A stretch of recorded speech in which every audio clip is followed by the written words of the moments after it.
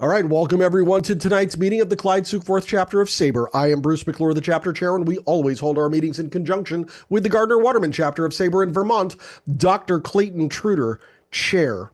Now we have an esteemed SABR member here tonight who, when she is here, she always kicks us off the right way. So I am going right to Joanne Hulbert, who has a poem for us this evening. Joanne, how you doing? I'm doing good. All And yours. I picked one out from 19th century in honor of Richard being here and all. And it is kind of interesting. And it has a few words of pertinent interest even today, but you'll have to find them when I read it.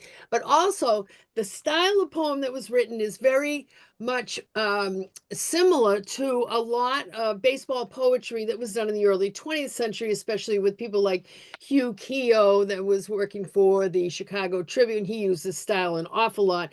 And Grantland Rice used it on occasion, and Ring Lardner used it. All these use this style of poetry. But anyway, this is a really good one because it kind of gives a flavor from 1891. So the title of the poem is Mr. Hawley Grows Poetic.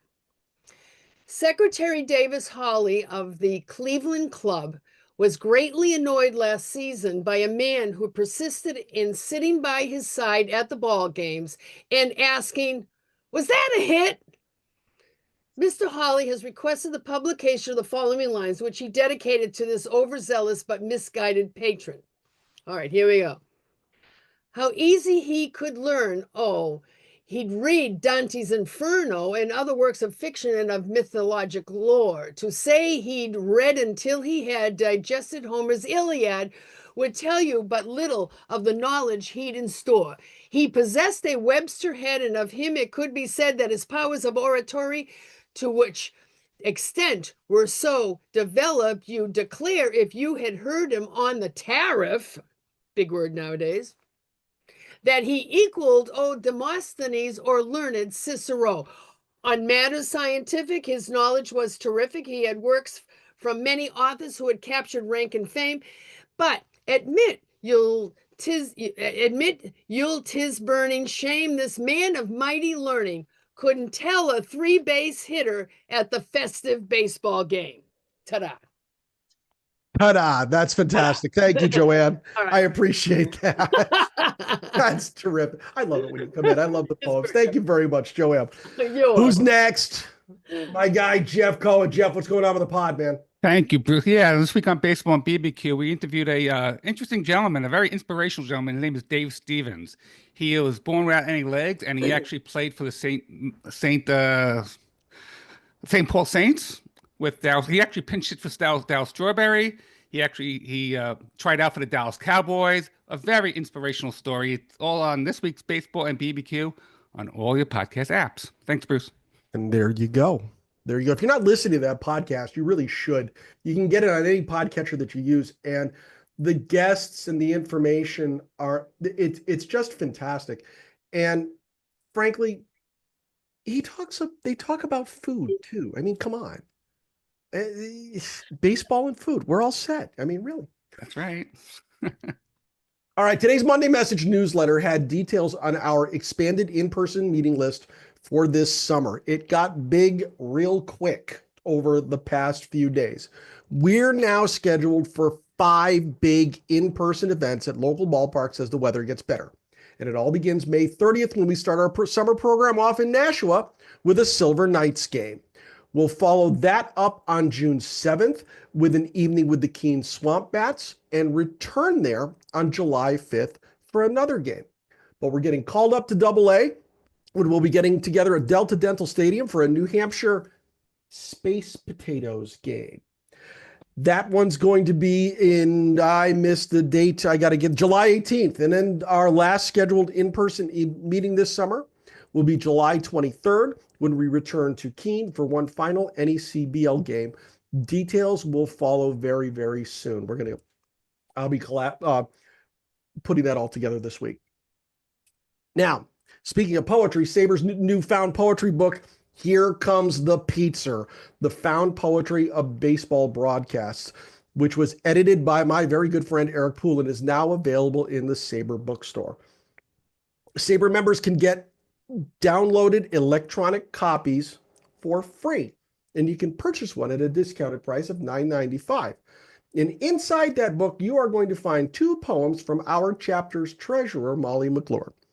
The book is a long time in coming and a real triumph for everyone involved. So get your printed copy today. Eric, if you're watching this video, good job. You did good. Great work. All right. On to our feature presentation. Baseball began as a schoolyard game brought to America by the colonists. It evolved rapidly over the second half of the 19th century with innovations and rule changes, continuing throughout the 20th century and even into the modern era. But why and how did these changes take place? In Strike 4, The Evolution of Baseball, Richard Hershberger examines the national pastime's development from the reasoning behind new rules and innovations to the consequences of these changes, both intended and unintended, that often led to a new round of modifications. Topics examined include the drop third strike, foul territory, 9 innings, tagging up, balls and strikes, tie games, equipment, the infield fly rule, and even more. Ultimately, the book provides the reader with a narrative history on how baseball evolved from an informal folk game to the sport played in ballparks around the world today. As such, Strike 4 is a wonderful reference for sports fans and historians of all generations. Richard Hershberger is a paralegal in Maryland. He has written numerous articles on early baseball, concentrating on its origins and its organizational history. He is a member of the SABR 19th Century and Origins Committees and is the keynote speaker for the upcoming Frederick Ivor-Campbell 19th Century Baseball Conference. Richard Hershberger, welcome to Northern New England, good sir. How are you this evening? I am doing well. And how are you, other than the cold? You know what? I'm hanging in there. Like I said, Ricola is my friend. And I got through your introduction without coughing up a storm, which I feel is an accomplishment. So I'm going to turn it over to you. But I am going to let everyone know that Richard does not want this to be a real formal presentation tonight. He does want to run this as a bit of a question and answer type talk as we get going. So feel free to go down to the bottom of the screen at any time and hit the react button, where you will see another button marked raise hand. Raise your hand and we will get you in line to ask questions and make comments with Richard tonight. Richard, it's all yours. Well, thank you for having me. And Joanne, if I could ask you to hold up the book, because Joanne came more prepared than I did. So Joanne, unmuted, say something so people can see you. Okay. Yes, I have it right here. And I don't know, it's getting a little bit dog-eared. Hopefully I will see you in a couple of weeks and I'll bring it along and you can sign it. I've had it hanging around and I keep forgetting to bring it with me. So maybe this way I'll remember it. Yeah. So Joanne and I are both see each other every year. There's a 19th century conference in Cooperstown at the hall. And she is a fixture. And I was telling Bruce before the meeting started, a few years ago, I was researching the earliest published complaint that they just don't play baseball the right way anymore. And that was from 1858 by a fellow named William Makepeace Thayer. And as I was looking into who this guy was, he was actually a prolific writer and editor. Yeah. And the thought popped into my head, I wonder if he's related to Ernest Thayer, who wrote Casey at the Bat. And I did not want to do the genealogical research. So instead, I emailed Joanne and said, Joanne, do you suppose that these two people are related? Now, don't kill yourself over this. This is just an idle question. So, put as much or as little work as you want, but don't kill yourself. And I did that knowing that she would get her teeth into that question and she would write it to the very end. So, Joanne, tell us your conclusion. Okay. It was a very interesting topic, and seeing that the information could be found very close to home for me. So you came to the right person when you brought it to me. And I looked at it and I said, well, Thayer and Thayer, okay, Thayer's a very common name in this particular area of Massachusetts. And William Makepeace Thayer was over in Franklin, and then Ernest Thayer in Worcester. But halfway in between both of those two places is Mendon, Massachusetts. And I knew that Ernest Thayer had a family farm dating back generations, and they would go and spend summers there in Mendon. So I said, oh, well, okay, that's interesting. And so then I went through the genealogy, found out that yes, indeed, that William and Ernest were cousins. So I figured out that part of it. That came fairly easily. And then I thought, gee, Mendon, Thayer, I've got ancestors who are Thayers, and they kind of hung around Mendon also. So I wonder if there might be a connection there. So I went back in and went through all the generations, including mine and all this and that. And I found out that Ernest Thayer and I are fifth cousins, 5 times removed. And that also makes me related to William Makepeace Thayer as well, seeing that they're both related and they're all in the same tree. So I thank you very much for that, Richard, because I hadn't really thought about it, having read all this stuff about Casey at the bat and Mudville and the whole bit. And it never dawned on me that I should look it up that way. But you made me do it. And I thank you very much for that. Welcome. And should you feel the urge to complain that they just don't play baseball the right way anymore, you come by it honestly. Yes, that is correct. There was a hand up a moment ago. So yeah, Joe's got his hand up. Scott, Alex stays in the chat. Says many R's are falling on the floor in this discourse, and Alex like, is she a SABR member? Joe's got his hand up. Joe, go ahead, my friend. We haven't even gotten started yet. I'm not sure, Richard, if I should be asking you or Joanne. Are these Thayers related to the Thayer from Harvard University who invented the catcher's mask? Probably had to be. If he was hanging around here long enough in the Boston area, they're all related. So, Richard, let's get started on the book here and tell us how this book came to be. Give us some background here. Give us some meat of this thing. So I've been writing articles. What my interest in baseball history is how we got here from there. How do we get from this schoolyard game to Major League Baseball? How do we go from pickup games, and they did it just the way we did when we were kids. You have 2 captains and you alternate. I'll take him. Okay, I'll take him. How do you go from that to having organized clubs, to having professional teams, to having leagues of professional teams? And I wrote articles, published them in Baseball Research Journal and a few other places. And if you've ever written any of these articles like that, you know that it's like sticking a note in a bottle and putting the cork in and throwing it into the ocean. And you may never hear back. Then I did a piece on the origin of the dropped third strike rule, which is extremely old. And people talked to me about it.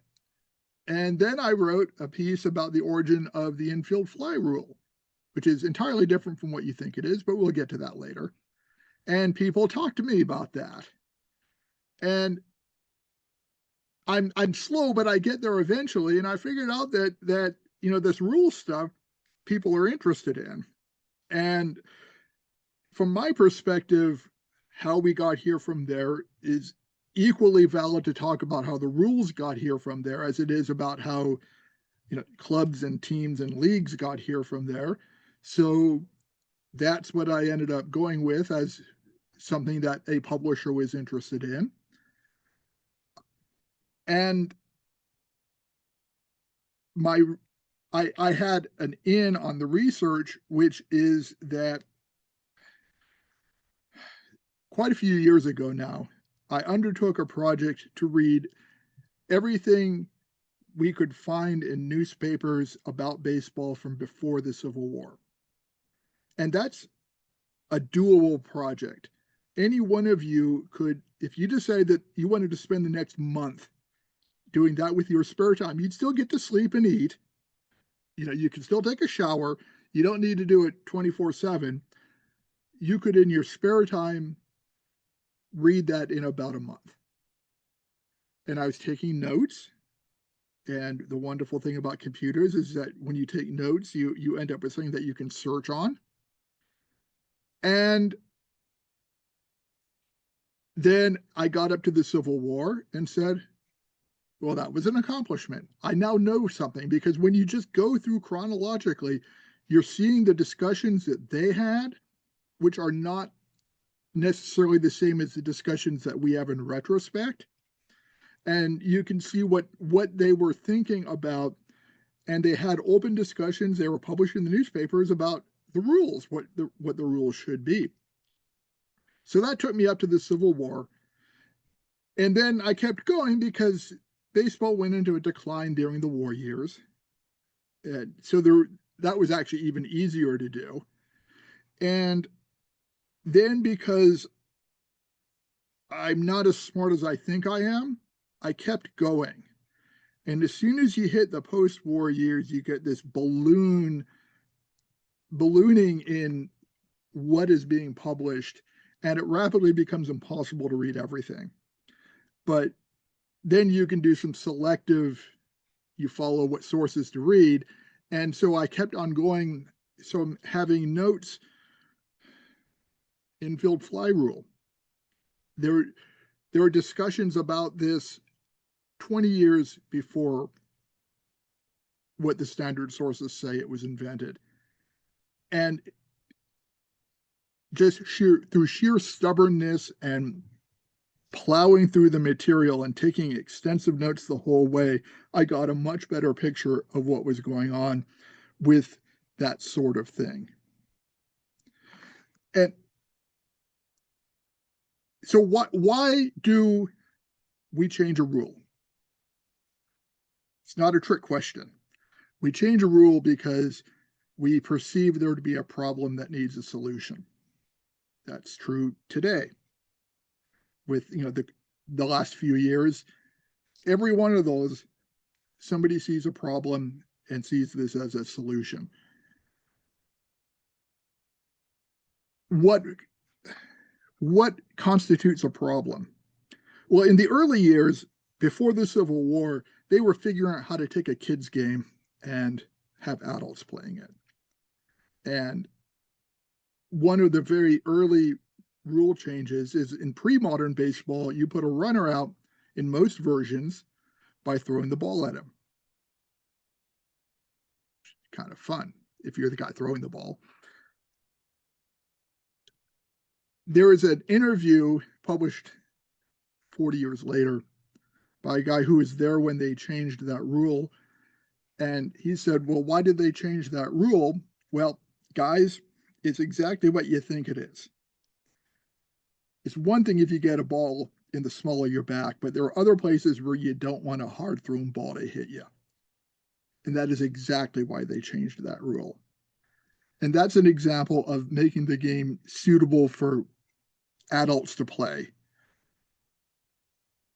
Then, as you start to get these competitive clubs forming in the late 1850s, by default, assume if I give a decade, it's 18 something. It's a habit that I have trouble breaking. They start getting better at it, and pitching gets better. Jim Creighton figures out how to throw a fastball that's pretty good, pretty accurate, has a bit of movement on it. What more do you want? Suddenly, you have these guys going from trying to hit slow pitch softball style pitching to hitting fast pitch softball style pitching. Okay. And then another 10, 15 years after that, they figure out how to throw a curveball. And suddenly pitching's a lot better, which means that hitting is a lot worse. Offense is going down, scoring's going down. They kind of go into a panic mode. scoring can only go down so far before you're getting nothing games, and that's fine for soccer, I guess. But that's why you go from, in 1875, it's 9 balls for a walk. And there's a whole story about where that even came from. But you go 15 years up to 1890, 91, we're down to 4 balls for a walk. And that's a response to better pitching. So you have to give the hitters something to work with. That's also why you get the pitcher moved back. Originally, he was behind a line 45 feet from the plate. Then that front end of that pitcher's box was moved back to 50 feet in 1880. And then you end up with the rubber that you have today, 1893. That's all a response to better pitching. And so that's one whole category of why you have a rule change, is the scoring's out of whack. Whatever you believe the scoring should be, which is essentially an ideological decision. But we've had, since the 1870s, pretty much agreed on what a baseball score should look like. Another problem that you might have is the game takes too long. That's not a new complaint. That's a very old complaint. And in the 50s, the expectation was that a game would take about 2 hours. As pitching got better, it started taking longer. That's actually why they instituted the base on balls. There was no base on balls until 1864.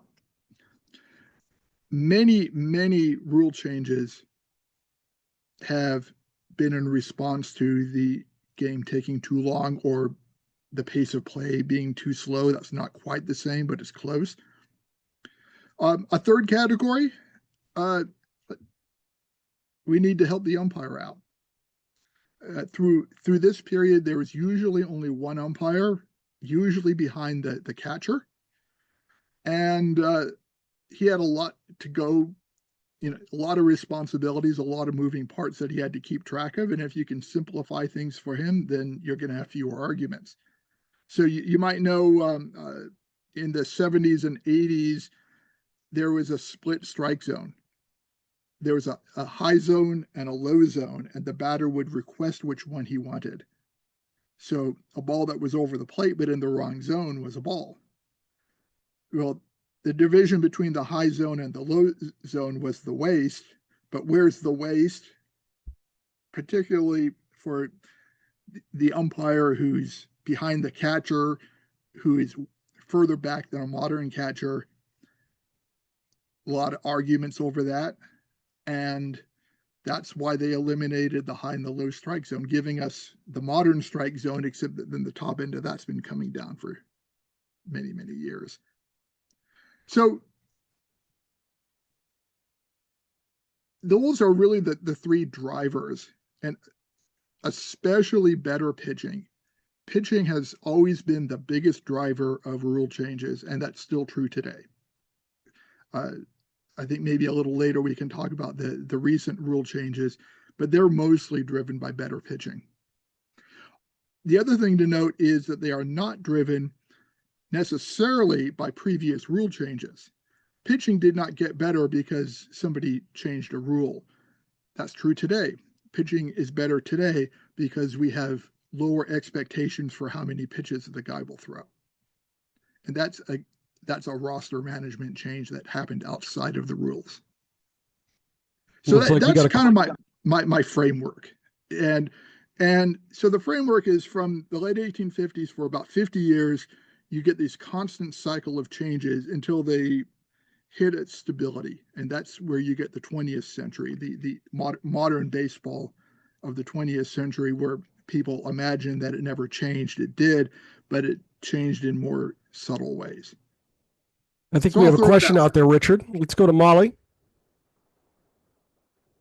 So, Richard, first of all, I give you so much credit for doing all this research. That's amazing what you undertook. But you said several times in your discussion how they had conversations about changes to the game in these articles. I'm assuming it's in the articles you read and in the archives you researched. Who are you referring to as they? All right. Well, just like today, there was, from an early date, there was a class of baseball journalists, and so that's the most visible discussions that we're seeing. But it was a smaller baseball world then, so there nowadays there's a really clear division between the baseball journalist and the baseball player and the baseball executive, and that was a little vaguer back then.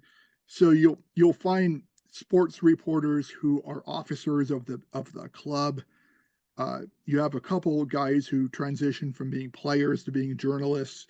You have other guys who transition from being players to being executives. Albert Spalding is a familiar name today because of the sports equipment company that he founded. That's One of actually those, how he got his money. one of those people is from New Hampshire, as a matter of fact, Doc Adams. Well, Doc Adams was earlier. Mm-hmm. He was an early member of the Knickerbocker Club. Yep. He was its president for quite a while, and he was very influential in the late 1850s, which was an extremely important period. Often in the 19th century, they often dated the modern rules from 1857, and Adams was the one who drafted those rules. But that was in the era when it was more of the early baseball clubs were 40 guys getting together twice a week to take their exercise together. Yep. It was a different world. But yes, the rules discussions were very front and center because often the journalists were actually part of the discussions. And then, of course, there's Henry Chadwick, who's the only journalist in the Hall of Fame proper. He has his own plaque. And he was the chairman of the Rules Committee in the late 1860s. So to answer the question, who is it that was having these discussions? What we see is mostly journalists, but they were not as separate a class from the executives and the players as they are today. Jeff Cohen, did you have your hand up? I did, Oh. but the question was answered, so I withdraw my question. So you break this up, Richard, into, I think it's, what is it, about 36 chapters where you have a subject regarding the evolution of the game, and you take into account rules. You move into equipment. I notice where you talk about player substitutions in one chapter. We even talk about umpires. In your research for this book, with some of the, as you've been looking at the evolution of the game, what struck you as some of the most fascinating parts of that evolution? There are a handful of critical junctures. I am not a proponent of the great man theory of history, that if this great person had never been born, then history would have gone off in an entirely different direction. I do not believe that. I think history is mostly driven by broader social forces, but there are occasional great men who do make a difference. If George Washington had broken his neck falling off a horse in 1775, I do not believe we would have the United States today. But because he was an exceptional guy. And with the development of the rules, mostly it's well, here's a problem, here's a solution that might cause a new problem, so you need a new solution. And it's hard to see where they could have gone in a radically different direction. but there are a few exceptions to that. So one is the adoption of the fly game. In the early game, the batter hits the ball is caught on the fly. That's always an out. But in the early game, if the ball was caught on the first bounce, that was also an out. That was called the bound game. And in 1857, the Knickerbockers, Doc Adams, the president, drafting these rules, he wrote the draft. He did not write the final version because there was a convention. The convention did not accept everything that he proposed. And Adams proposed that they adopt the fly game. It gets shot down. There's some very interesting spin-offs of that rule or that discussion, but what, for purposes of here, it's revisited the next year, and then it's revisited the year after that. And if you read the accounts, there were some very detailed accounts of these conventions, and you have to read between the lines a little bit, but I think they were having shouting matches at each other, because you had the faction that really, really wanted the fly game, and you had the faction that really, really didn't want it. And why did the fly game advocates want it? What problem was that trying to solve? And the best answer I can come up with is that they were trying to make baseball a respectable middle-class activity, and it had to be a manly activity. Manly was a powerful word then, as was childish. So they were arguing that catching the ball on the fly was more difficult, therefore more manly, also more like cricket, very important in that era. And they were arguing that the people who wanted to keep the bound game were boyish. Boyish. That's a fighting word. And you ended up with these two factions that were meeting every year and arguing about it. And then finally they drop it because it's not going anywhere. But now we're in the war years. We're in the Civil War. During the Civil War, baseball went into a general decline because there were other things going on. And the convention still happened every year. And you had this core group of clubs who sent delegates every year, usually the same guys, usually the same individuals go every year. And this core group were the fly game guys. Then you'd have this nimbus, this cloud around of clubs who, sending a couple delegates, that sounds cool. There was some prestige to do with that, but they didn't do it every year because they didn't really get any direct benefit out of it. And during the war years, the peripheral clubs sent fewer and fewer delegates until in December of 1864, finally, the fly game people had the votes, not because they had convinced anybody who wasn't convinced already, but because they showed up. There's a moral there, by the way. And then the next year, the war's over, because that vote was December of 1864. The war ends in spring of 65. In the summer of 65, baseball starts rebounding very quickly. And these annual conventions start ballooning in size. And so the new guys who were coming in were the guys who would have been against the fly game, except that vote had already been held. There was some talk of, we'll try it for a year and see how it goes, and we'll revisit it. They never revisited it. And because the fly game people controlled most of the offices, they were running the convention. And the convention had the moral authority so that everybody agreed that what it says was the rules was the rules. That was the right way to play baseball, even if you thought it was the wrong way to play baseball. And because of that, there was never any serious argument. the bound game is abandoned almost immediately. You don't find holdouts. So my what if, my counterfactual is, what if they did not get that December 64 vote? And it was still pretty close. If they had not gotten the vote, then the next year, all these new clubs would come in and they would be absolutely voting for the bound game.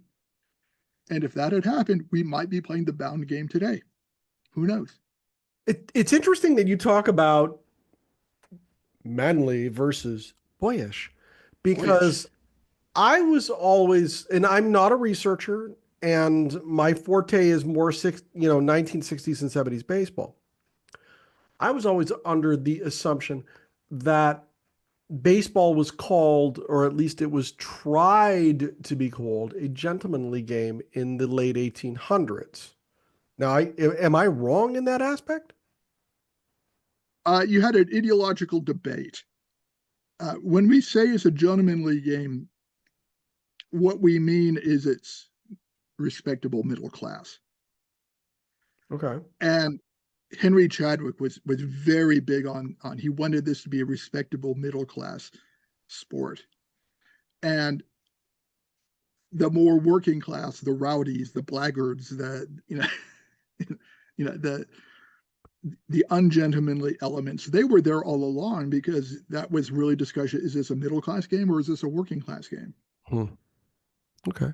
And so you have to keep track of who's making the argument. Joanne in the chat, the Massachusetts game was a fly game only, not a one bound game. Was there a rivalry there about the Mass game appearing more manly? There was a brief period. The Massachusetts game really only existed for a few years. It was codified in 1858 in the Dedham, Massachusetts Convention. And in 58 and 59, it was the standard way to play baseball in Eastern Massachusetts, spilling over into New Hampshire. Yep. And during the war, formally organized play goes into severe decline. When you come out of the war, the Massachusetts game is dead. I mean, there was just a few. At that time, it's more of an exercise in nostalgia. Everybody agreed that baseball was the New York version, which is what we play today.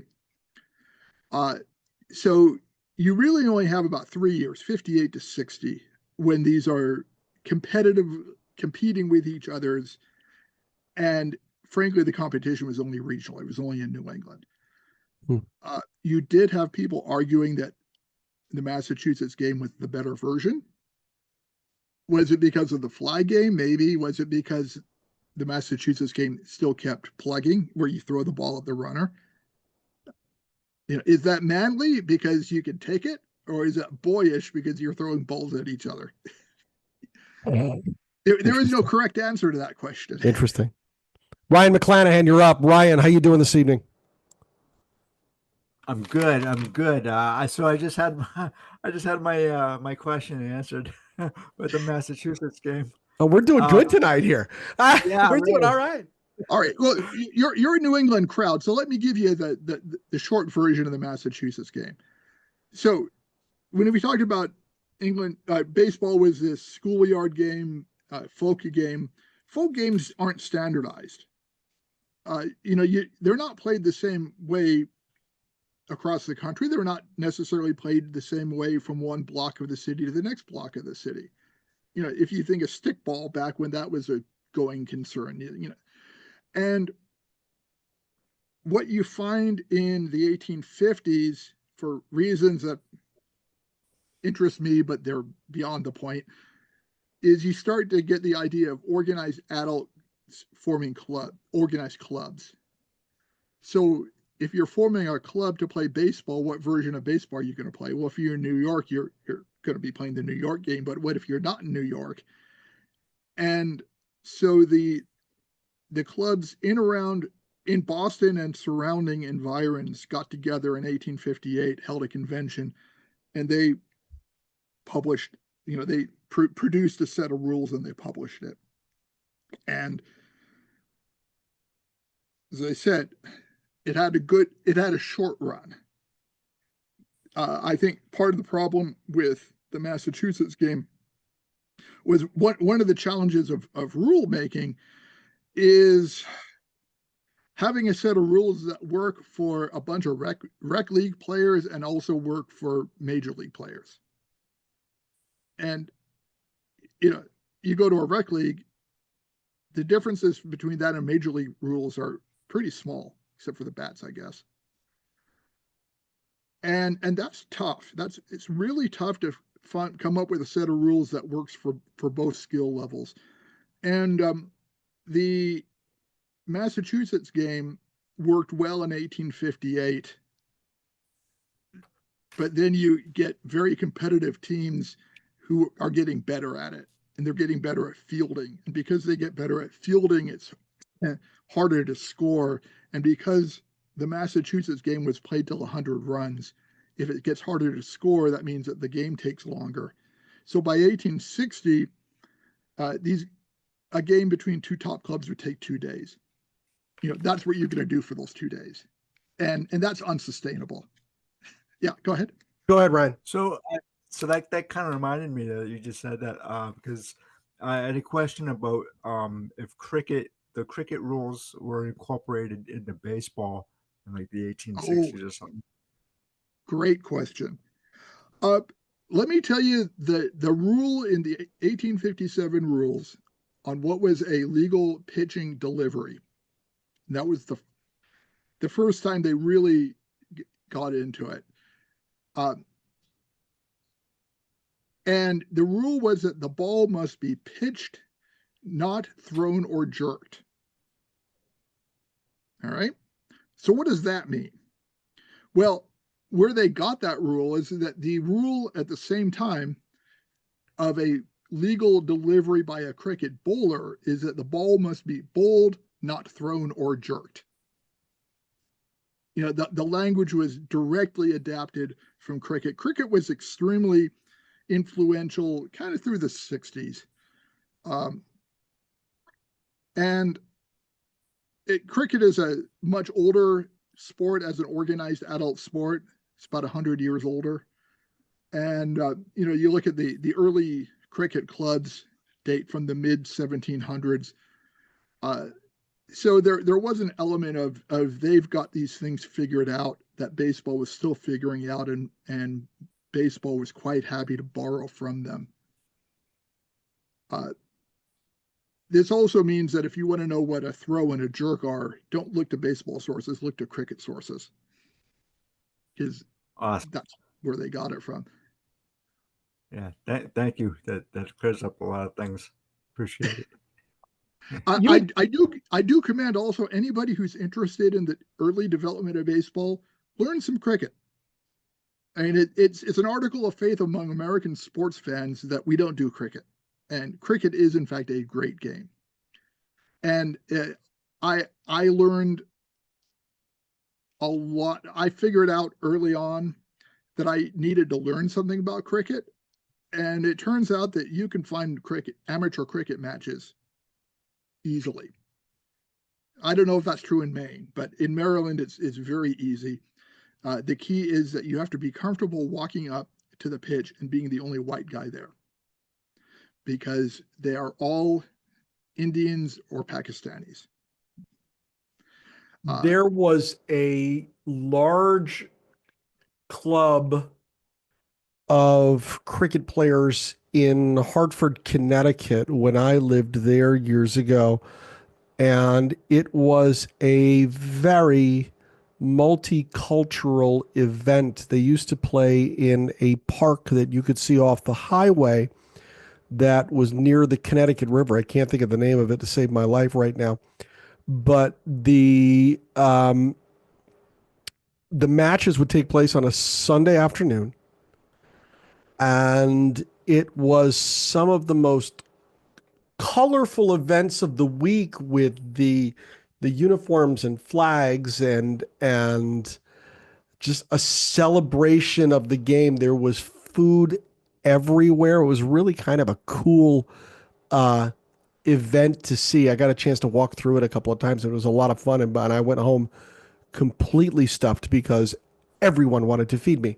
But cricket is played up to the major league level here in the United States. There is a major league cricket circuit that started, I think it was last year it was started. Jeff was shaking his head yes. I'm hoping Jeff can back me up here. And whoever started it invested, it was Colt Park. That's right. Thank you, Molly. Whoever started it invested like millions of dollars into this, and it's apparently taking off to an extent. I haven't seen much of it on television yet, but I hope to. The game really wasn't played up here in New Hampshire. Some of the earliest bat and ball images that come out of our state are of a game called Wicket that was played quite near here, as a matter of fact, about a half hour toward Vermont in a town called Hanover, where there's a little college called Dartmouth. So very interesting. You might mention cricket there, Richard.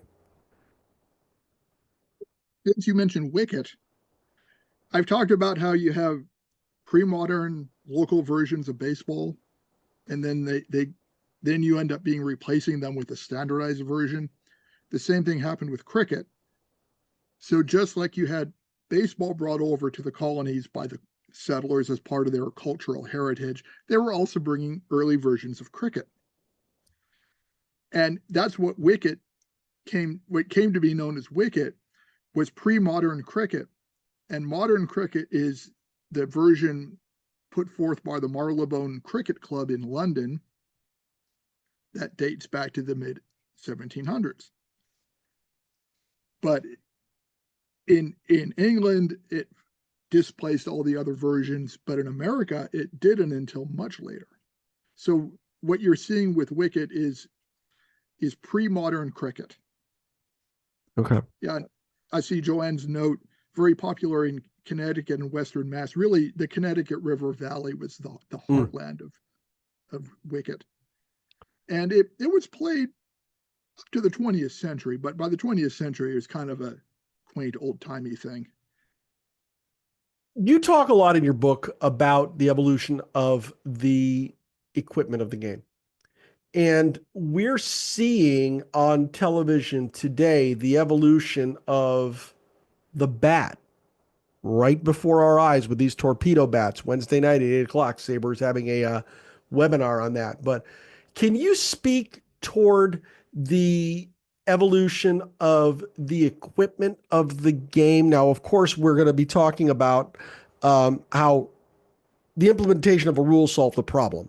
I'm going to assume that the creation of a piece of equipment in some cases solved a problem. Can you speak to that, Richard?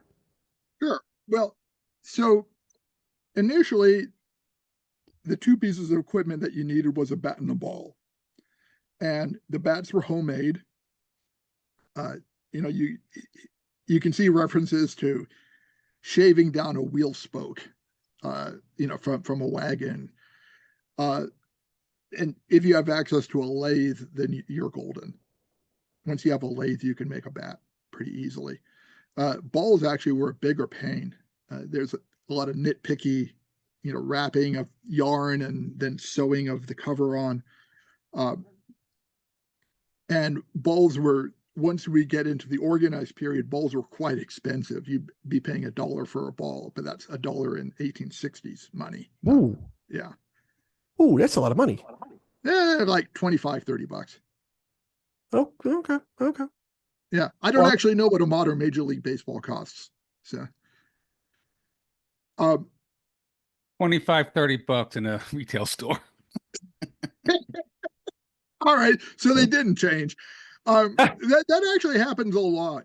People complain about how much it costs to get into the ballpark to see a game. If you do the math, it's actually about twice what it was like in the 1870s, which is, that's more than it was. Then again, we have modern bathrooms too. So, do you even want to think about the bathrooms in an 1870s ballpark? So you start with just the Got you, Bruce. No, because now Mike's got a little laughing emoji on the screen right now because all I'm thinking about is Fenway Park with the troughs in the 70s. Stop. This is just Fenway. I grew up going to San Diego Padres, and they had troughs too. So it's a rite of passage for every boy. So you have the bat and the ball. As baseball gets bigger, these start being commercially manufactured. At first, so initially you get mom to make you a ball. Then as things get a little bit more formal, you have guys who are making balls, but it's kind of, handcrafted, artisanal baseballs. You get uniforms pretty early on because they liked playing dress up back then. A lot of the early uniforms looked remarkably like fire company uniforms, and that's because they were buying from the same manufacturers. When you start to get more serious about equipment is when you start to get the gloves. The early catcher's gloves appear in the early 1870s because you have fastball pitchers now, and it's not as amazing to catch a ball barehanded as people think it is, because again, look at cricket, they do it all the time. But if you're doing it repeatedly, if you're the catcher, your hands are taking a beating. So they started wearing gloves, but by gloves, I mean go down to Home Depot, buy a pair of work gloves. Now you can't really throw the ball wearing a work glove, so you cut the fingers off, so you have better control. And through the 70s, what you're seeing is incremental improvements of that. You have gloves on both hands, because when you catch a ball barehanded, you want to do it like that. You're not doing it like that, like that. And so you have manufacturers putting some padding in the palm, putting some thought into the seams so that the seams don't bite into your hand. But it's all incremental improvements. Then in 1884, I don't know who did this. It's not recorded, but there was some genius who realized that assuming a right-handed catcher, the gloves don't need to be identical. You can have the left-hand glove be more substantial, and you can, so instead of catching the ball like this, you can catch the ball like this. Stop the ball with your left hand and control it with your right hand, and you have the left-hand glove be more heavy duty, full fingers, hard leather instead of soft leather. And within 5 years, that left-hand glove was evolved into what we would always say that's a catcher's mitt. And catchers were starting to skip the right-hand glove entirely. Happened very quickly.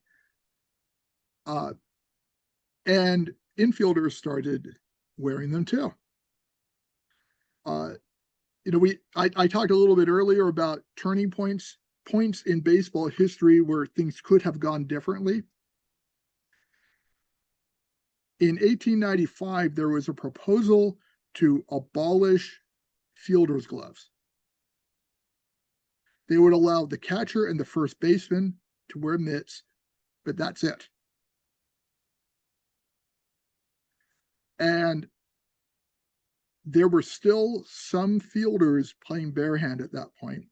Bid McPhee, when he was inducted into the Hall of Fame a few years ago, that was kind of his catchy story. He was one of the last guys to play barehanded, and he was very good. But by 1895, he was kind of a weirdo for playing barehanded by then. So there wasn't really any contingent for abolishing the glove, and the idea was voted down. They instead, as a compromise, voted to regulate the maximum size of the glove, and they were quite generous, and the maximum size of gloves are still regulated in the modern rules, and it's still very generous. So you can have those big outfielder gloves. And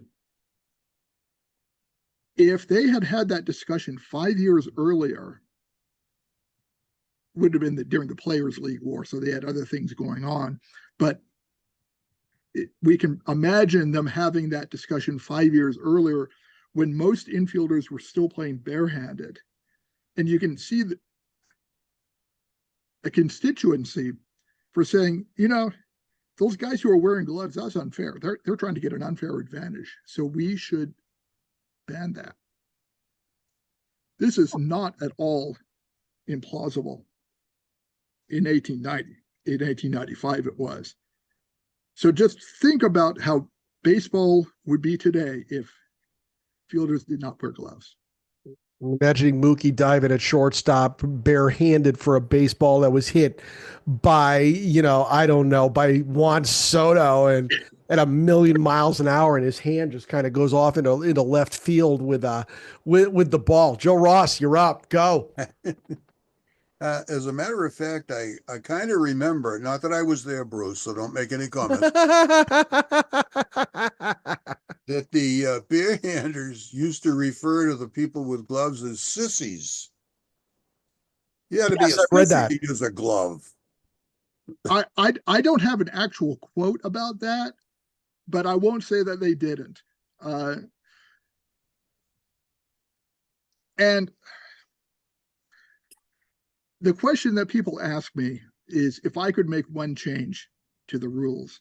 You know, I am commissioner and or God, and I can make one change to the rules. What would it be? And I've been asked that a lot of times, and I kind of cycled through different answers, and I finally settled on make me commissioner and or God, and I will mandate that fielders wear dead ball era gloves. You can't abolish gloves entirely because there are legitimate safety concerns. But one of the problems that we have today that we hear talked about, batting average on balls in play, BABIP is down. It's been, you know, BABIP is low. And if you can't get a hit by putting the ball in play, you might as well swing for the fences. This is why we get our 3 true outcomes play. So how do we encourage putting the ball into play? Well, if they're wearing Ty Cobb gloves, a sharp ground ball is a much better strategy than it is now. Just saying. I'm not, it is my semi-serious suggestion, semi because I know it's never going to happen, but serious because I think it's a good one. Major League Baseball's collective batting average last year was 243. Ryan McClanahan, Commissioner God, also known as Judge Landis, for nicknaming you, Richard. Dixie Tarango is up. Dixie, how you doing? I'm doing Hey, fine. Dick. Richard, great Terrific. stuff. You know so much about all this stuff in terms of chronology. Would you say that when the pitchers were finally allowed to throw overhand, that was the turning point, the last straw for catchers, especially getting gloves so they could catch these pitches? Well, yes, clearly. All right, so the chronology on overhand pitching, because in the beginning, pitching is underhand, which if you think about it is how the word pitch is used in any other, you know, if you pitch a horseshoe, you're not doing that. You're doing underhand. Pitch pennies, you know, that's what they meant when they say the ball had to be pitched, is they meant it needed to be underhand. In the early mid 1870s, you're getting the curveball now. They figured out how to throw a curveball. You can throw an underhand curveball. You can go on YouTube and find fast pitch softball videos on how to throw a, you know, softball curveball. It's not a great curveball because you're limited in your angles. So I'm not an expert on softball, but my understanding is that a good fast pitch softball pitcher will have a curveball as like one tool in the kit, but it's not a particularly important tool. You bring it out occasionally. when baseball pitchers started throwing curveballs, they started cheating their arm angle up. So instead of doing this, then they start doing this, and then they start doing this, and working its way up to this. The process took about 10 years. When I say they were cheating upward, I'm using the word cheating literally. They were consciously breaking the rule. Baseball institutionally was not equipped to enforce that rule. Umpires, league supportive umpire, any umpires here? I'll bet you, some of you guys are umpires. Yeah. Don't you love it when you make the hard call that's the right call and then the league doesn't back you up? Doesn't that just make your day? And there was no sense, there was barely a league to back up the umpires in the 70s. And the umpire, the one umpire, had an awful lot of other things to be thinking about than the arm angle. So they were just unable to enforce that rule. And so the pitchers are cheating upward a little bit. The rule makers, they say, okay, we're going to legalize that, but don't do it anymore. Don't go further. And so then they go further. Okay, we'll legalize that, but that's it.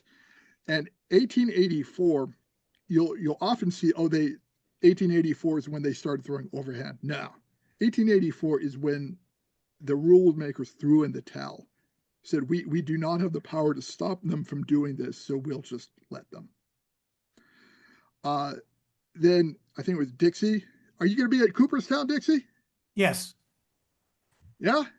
Yes. It is no coincidence that that's when you get this burst of development in catcher's mitts. That was definitely a response to improved pitching. That's also when you start to see pitching rotations, because you can do that all day, but you can't do that every day. We all know about old Hoss Radbourn in 1884. He was an outlier. He was a radical outlier by that point. They had pitching rotations, they not formal, but the idea that you don't have the guys pitching every day and you kind of set up a cycle. That's also when you start to see catcher's masks invented in 1877. So that was a little earlier, but really that was more a matter of foul tips. There's some just absolutely gruesome accounts of, catcher takes a foul tip to the face and he's lying unconscious on the ground, and his teammates come up and they take a handkerchief and dampen it and they squeeze the water on his face, and he gets up and gets back into the game, and everybody like hockey players. There you go. Yeah. But nowadays you'd be on a concussion protocol, and quite rightly so. So they start getting catcher's mask. It was mentioned earlier on that the catcher's mask was invented by a Thayer of Massachusetts Thayer of Harvard, because Harvard boys are delicate creatures. We all know that. And they also started in a few years later coming up with the idea of a chest protector. And this is all due to faster pitching. And that process, continues. A catcher's mask today does not look like it did when I was a kid. I not a catcher, never have been, but I assume that the modern ones are better. And I assume that 20 years from now, they'll look different even more. That's an example of non-rules-based change. Once you get,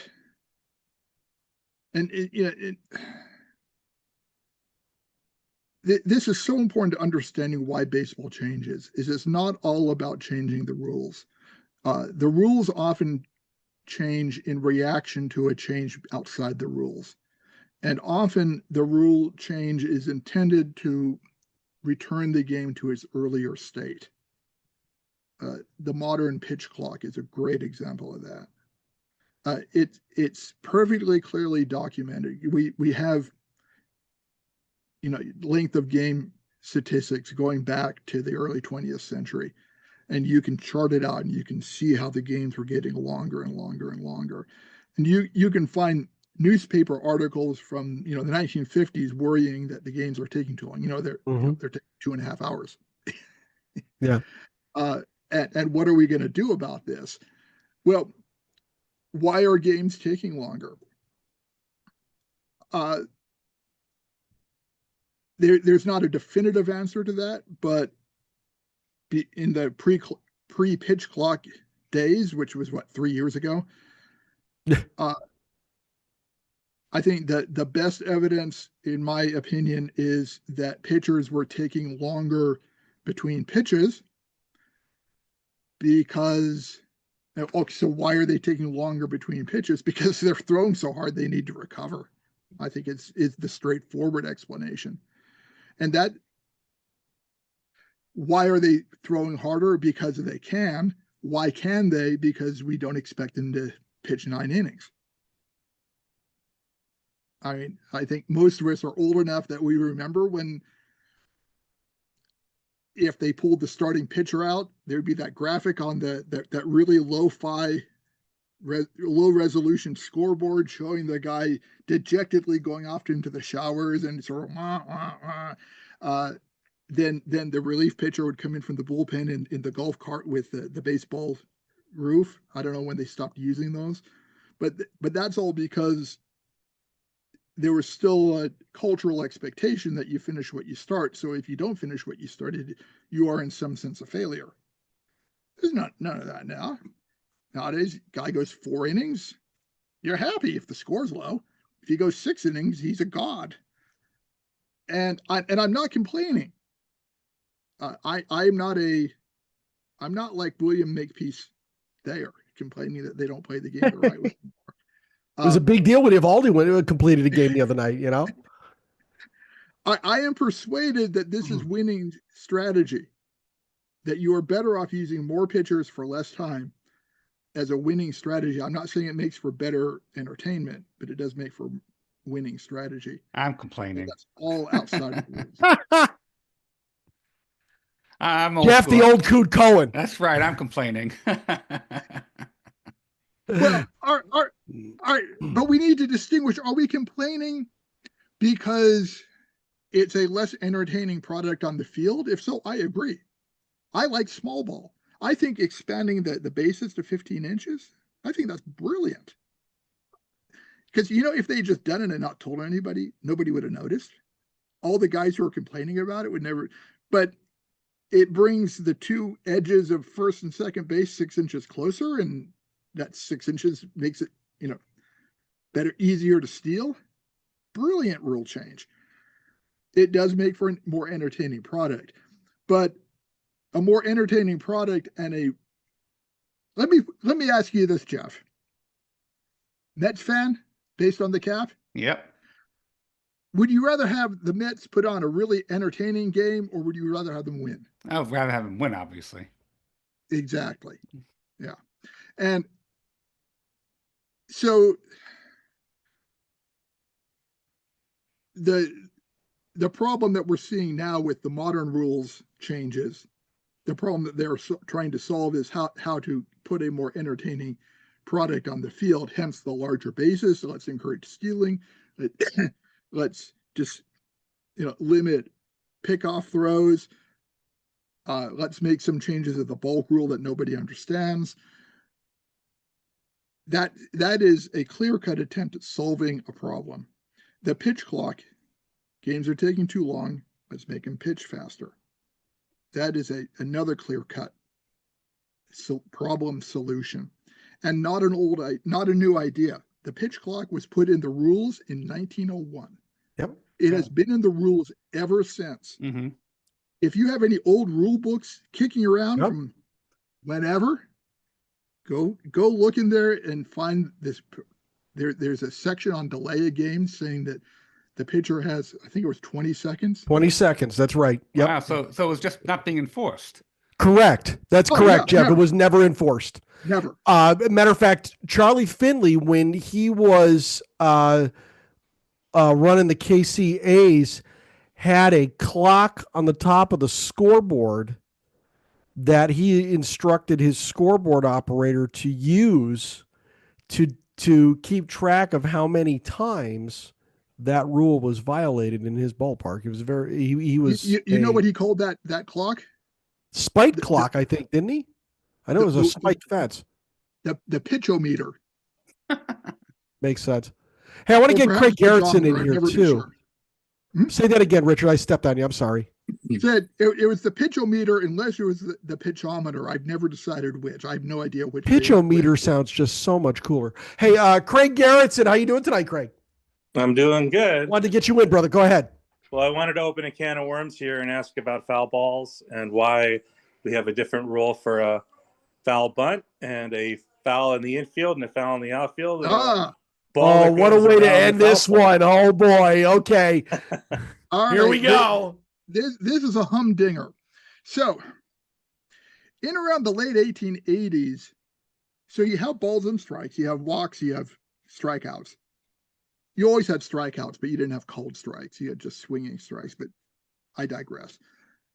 Late 1880s, some batters figured out that they could just start fouling balls off. You could foul balls off all day. You especially could do that if you bunted. And well, why would you do that? Well, you might be waiting for your pitch, which is why they do it today, but you also might just be trying to tire out the pitcher because, you know, we're in the overhand pitching rotation phase. And this created a problem, which is that's really boring baseball. Now, we all love it when our guy is up to bat and he has a 10-pitch at bat. But, you know, if you're watching a game where you don't have a rooting interest, that's not the most exciting part of the game. And that was definitely true then.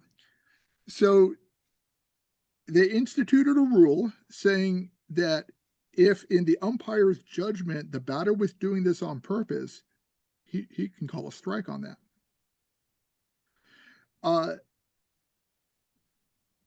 Remember what I said about making life easier for the umpire? Whenever you tell the umpire, Mr. Umpire, read that player's mind, you are not making the life easier for him. So they mostly ignored that rule, but it sort of evolved into, okay, if they're bunting and it goes foul, we'll call that a strike. So this rule goes through a couple iterations, but it's still kind of mostly optional for the umpire. And because it's mostly optional, it was mostly not called. And one umpire into the 20th century most of the time. So it's always the problem that this guy has an awful lot of things to be thinking about. And so he has to triage what he's going to really worry about. And that did not make the cut. So in 1901, the National League pulls the trigger on the rule. They say it is no longer optional. If the ball is hit foul, it's a strike. But there was pushback to the idea, so they did a little bit of a compromise. They said, and not the third strike, because that's too big a penalty to the batter. Because of course we all know that a batter acting in good faith trying to put the ball into fair territory might put it into foul territory. So they would not call a third strike on him, except going back to that bunt, because it was assumed that if you were bunting, you had better control of where you placed the ball. I'm not sure how true that is, but that was the thinking. Or in the alternative, you could bunt the ball foul all day with 2 strikes on you and do nothing. So the interesting thing is, you know, I've talked about how from the 1850s into the 1890s, rules changed every year. You would have newspaper articles. What are the rules this year? And they were sometimes pretty major rules. That pretty much stopped in the mid-90s. So 1901, the foul strike rule is instituted by the National League, and people are screaming bloody murder. They are saying this is too radical a change. We should not be changing the game. We should play the game the way we always have played the game, which in this case means for the last 5 years. Oh. And that is when you start to see resistance to the idea of a rule change, not because we don't like this rule change, but we don't think the rules should be changed. The American League did not adopt the rule. They were the league of the people for the masses. So they weren't going to do this futzing around with the rules. So they kept the old rule. Then for 01 and 02, during the off season, the 2 to 3 off season, the American League and the National League make peace, which mostly is respecting each other's reserve clauses. But they agree that they should have a uniform set of rules. And the American League said, we do not want the foul strike rule. The National League said, we absolutely demand the foul strike rule. So what we'll agree is that we will do it for 1 year, and then next year we will revisit the issue. And the National League owners were lying. They absolutely bamboozled the American League and refused to ever revisit that discussion again, which I think that Ben Johnson took that to heart and did not take any of that kind of crap. Fool me once, shame on you. And then by around 1910 or so, it's pretty much locked in place. You'll occasionally get John Montgomery Ward got on the rules committee, and he got on the rules committee saying, I am going to work tirelessly to get rid of this rule. And somebody took him aside and said, John, no, it's done. Richard, tell them how to get the book. 2 ways. You will not, without going into the vagaries of publishing, you're not going to find it in a bookstore.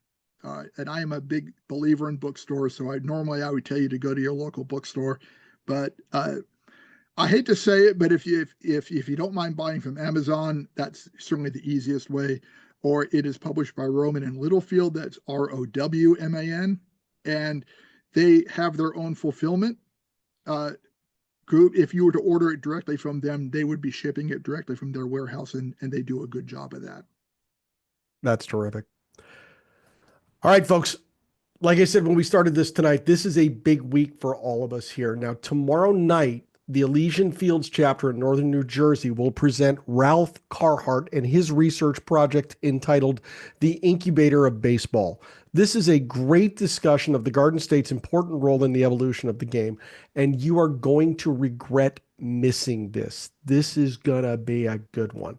The link to sign up is available in our chapter meeting booklet that is distributed in each Monday message newsletter, and it's also available at SABR events calendars entries at saber.org/events.